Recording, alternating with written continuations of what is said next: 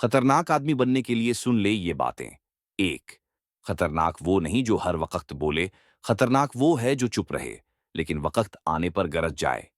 To, जो खुद पर कंट्रोल रखे, लेकिन सामने वाले की सोच हिला दे।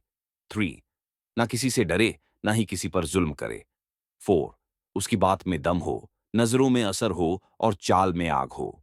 फाइव, असली खतरनाक वही होता है जो सच के साथ खड़ा रहे, लेकिन किसी के आगे कभी झुके नहीं।